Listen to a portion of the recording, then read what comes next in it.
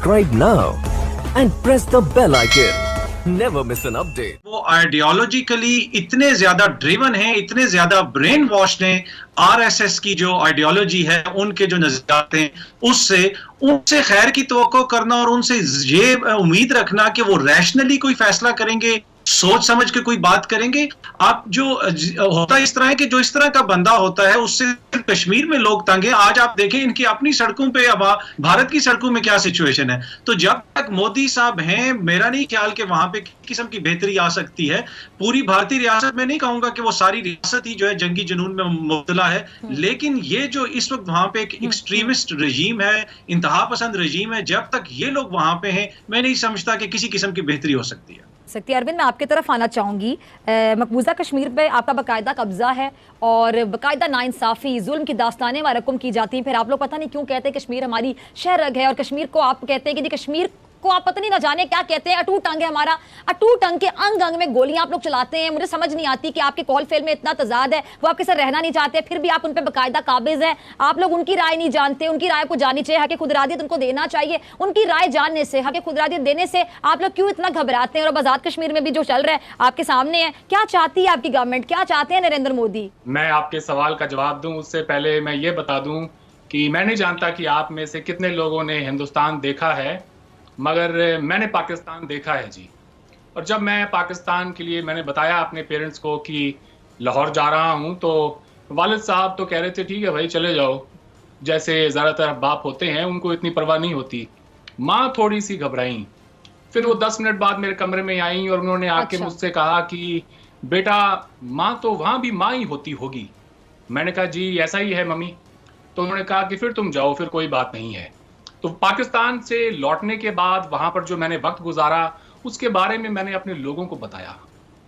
सबने मुझसे पूछा कि भाई बताओ कैसा है पाकिस्तान। तो मैंने ये कहा कि वहां पर भी जो माँ है वो भी वही ख्वाब देखती है अपने बच्चों के लिए जो हमारी माएँ हमारे लिए देखती है। वहां भी माँ चाहती है कि उसके बच्चे के पास अच्छा रोजगार हो, उसे अच्छी तालीम मिले, वो दुनिया में तरक्की करे, उसकी शादी हो और वो फूले फले। मेरी माँ जो मेरे लिए ख्वाब देखती है, पाकिस्तान की हर माँ अपने बच्चे के लिए वही ख्वाब देखती है। वो ये नहीं चाहती कि उसका बच्चा कब तालीम खत्म करके और जिहाद पर चला जाए। तो ये हमारे दरमियान जो मिसकंसेप्शंस हैं, मैं समझता हूँ Pakistan is a highly misunderstood country around the world. आपने जिस तरह से इंट्रो दिया, वहां से बात करना जो है वो बड़ा मुश्किल हो जाता है, खास तौर से जब आप चाहते हो कि अमन की बात कर रहे हैं कुछ और। मुझे ऐसे लगा कि मानो आप गौरी, गजनवी, अब्दाली सारे ही हमारे ऊपर ठोक रही हो एक के बाद एक। तो आपने कह दिया कि मोदी साहब नहीं चाहते कि दोनों मुल्कों के दरमियान अमन हो। तो मैं आपको ये बता दूं कि हिंदुस्तान की तारीख मोदी साहब से शुरू नहीं होती। हिंदुस्तान की तारीख उससे पहले की भी है, 2014 से पहले का भी एक हिंदुस्तान है। अतर काजमी साहब अभी कह रहे थे कि जी एक रिजीम चेंज की जरूरत है और ये रिजीम से बात नहीं हो सकती। फर्क सिर्फ इतना है कि इस रिजीम ने भी आने के बाद में अपनी तरफ से पाकिस्तान को हो या फिर हमारे यहाँ पे हुर्रियत के जो लीडर्स हो उनको रीच आउट करने की कोशिश की है। सैयद अली गिलानी को मोदी साहब ने इलेक्ट होने के बिल्कुल फौरी तौर पर, उन्होंने हलफ भी नहीं लिया था, उससे पहले उन्होंने अपने 2 एमिसरीज भेजे बातचीत के लिए और उनसे यह कहा कि अगर आप कश्मीर पर कोई हमसे कमिटमेंट चाहते हैं तो हम आपसे बात करने के लिए तैयार हैं, आए बैठें। ये मोदी साहब का जेस्चर तब है कि जब उन्होंने ओथ भी नहीं ली है अपनी। तो गिलानी साहब बकौल उनके वो खुद कहते हैं कि मैंने उनकी बात को सीरियसली नहीं लिया, और वो इसलिए कि मोदी साहब का ताल्लुक आरएसएस से है। जैसा कि आपके अभी जो मेहमान थे अतर काजमी साहब वो कह रहे थे, वो कहते हैं वो उनका ताल्लुक आरएसएस से है, इसलिए मैंने उनकी बात को सीरियसली नहीं लिया।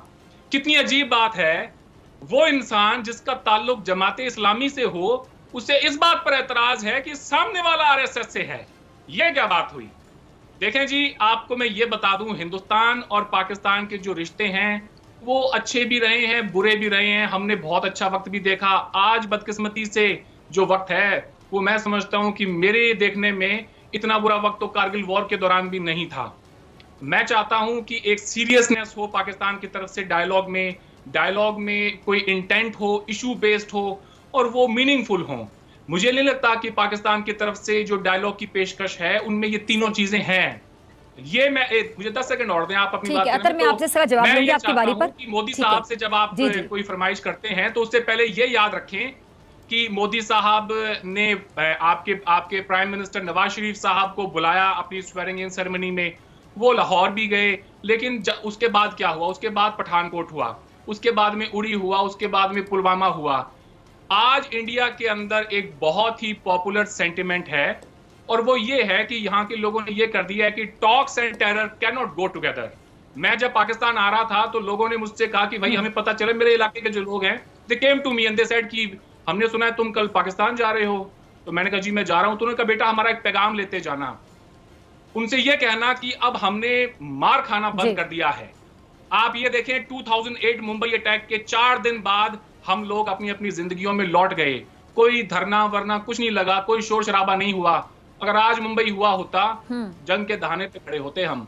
ये फर्क है पहले की हुकूमतों में और मोदी साहब में। मैं लाहौर के पास ही एक गांव में गया था, छोटा सा गांव है। लोगों ने मुझसे पूछा कि अरविंद हम मोहब्बत चाहते हैं, अमन चाहते हैं हिंदुस्तान के साथ, तो आप बस ये कश्मीर का जो मसला है इसको हल कर दें, तो उसके बाद में तो हम एक ही लोग हैं, कोई प्रॉब्लम नहीं है, वरना फिर वही होगा जो आज तक होता आया है। तो मैंने उनसे पूछा क्या हुआ है आज तक? वो कहते हैं वही हिंदुस्तान को मुंह की खानी पड़ी है। मुझे हैरानी हुई आपकी ये बात सुनकर वहां की सिविल सोसाइटी की। मैंने उन्हें 3-4 आर्टिकल बीबीसी के दिए, मैंने कहा आप जरा इसे पढ़ें कि दुनिया क्या कहती है इन जंगों के बारे में। तो उन्होंने कहा बेटा ये तो अंग्रेजी में है, अंग्रेजी तो नहीं पढ़ सकते हैं। मैंने कहा कि अपने बच्चों को बुलाएं, उनसे वो आपको बता देंगे। कहते नहीं बेटा यहाँ तो अंग्रेजी नहीं, कोई नहीं पढ़ता है। मैंने कहा फिर मेरी गलती हो गई है, वाकई में चारों जंगें आप ही जीते हैं। देखें जी, कश्मीरियों का सबसे बड़ा जो शिकवा होना चाहिए वो आप लोगों से होना चाहिए। वो तो आजादी थे, ना आप कबायली हमला करते, ना आज ये नौबत यहाँ आती। यूएन सिक्योरिटी काउंसिल के जो रेजोल्यूशन है उसमें 3 शर्तें हैं, पर आता हूँ। अच्छा मैं थोड़ी सी बात ऐड करना चाहूंगी, सॉरी मैं आपकी बात कर रही हूँ अरविंद, के बहुत से पैनलिस्ट आपके अक्सर ये अंग्रेजी की बात करते हैं, अंग्रेजी का कंपैरिजन करते हैं। तो मैं हमेशा ही बात कहती हूँ कि अंग्रेजी का किसी की जहानत से या किसी की सोच से कोई ताल्लुक नहीं, अंग्रेजी सिर्फ एक लैंग्वेज है, एक जबान है। सिक्योरिटी काउंसिल के रेजोल्यूशन की 3 शर्तें हैं। पहले कि पाकिस्तान विड्रॉ करेगा अपनी फोर्सेस, नॉन कश्मीरीज को सबको बाहर निकालेगा। उसके बाद हिंदुस्तान भी अपनी फोर्सेस को विड्रॉ करेगा, हत्ता कि थोड़ी बहुत फोर्स मेंटेन रखेगा वहां पे लॉ एंड ऑर्डर को मेंटेन करने के लिए, उससे ज्यादा नहीं। उसके बाद इंटरनेशनल वॉच एजेंसीज की तहत में वहां पर रेफरेंडम होना था। तो ना पाकिस्तान ने फोर्सेस विड्रॉ की और ना ही उसके बाद में जो है वहां पे रेफरेंडम की नौबत आई। ना नौमन तेल था, ना राधा नाची।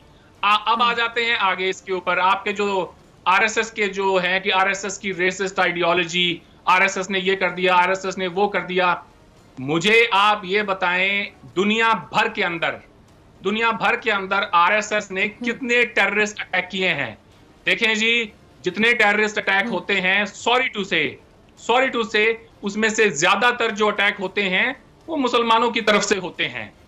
दुनिया के अंदर 150 से ज्यादा तंजीमें हैं, ये अल-कायदा, अल-शबाब, बोको हराम, अफ्रीका तक चले जाएं आप, तालिबान, जैश मोहम्मद, सिपाही साहबा, लश्कर जंगवी, ये तमाम जो ऑर्गेनाइजेशंस हैं, इनकी वाबस्तगी जो है, इनकी एफिलिएशन किसी खित्ते, किसी दहशतगर्दों का फंडिंग करते हैं, इसके बारे में आपने कुछ नहीं पढ़ा, कुछ नहीं सुना। वैसे तो आप मैं बहुत कुछ पढ़ता हूँ, आपकी रेटिंग है। अतर मुझे जरा आप ठीक कर, आप जरा ठहर जाइए। अतर जरा इनको जवाब दीजिएगा, इनकी जो रॉ है वो कितना लेकिन अनफॉर्चुनेटली इंडिया में पड़े हैं, दहशतगर्द होता है ना, तो मजहब नहीं होता। अच्छा जी, अरविंद प्लीज जरा मुझे एक मिनट दीजिएगा। अली रजा 71 में पाकिस्तान आए थे, आपने अरविंद आपके साथ तो 3-4 प्रोग्राम्स होंगे, तो आपके सारे सवाल मुकम्मल होंगे। आपने उनको आज तक सिटीजनशिप नहीं दी है जी। आप किस मुंह से वहां पे हिंदुस्तान में वकालत कर रहे हैं शाहीन बाग की? आप किस मुंह से वकालत कर रहे हैं? आपने बिहारी मुसलमानों को सिटीजनशिप दी है? अच्छा खामोश होकर खामोश नहीं, तो मुझे लगता है बात खत्म होगी, फिर कंटिन्यू होगी। एक मिनट अरविंद, अतर एक मिनट, अतर मुझे एक मिनट दे दीजिएगा। मुझे अली रजा से पाकिस्तान में आता है वो पाकिस्तानी है, आपने उनको सिटीजनशिप नहीं दी है और आप इंडिया को कह रहे हैं कि इंडिया ने सिटीजनशिप नहीं दी है, तो खुदा का खौफ करें थोड़ा।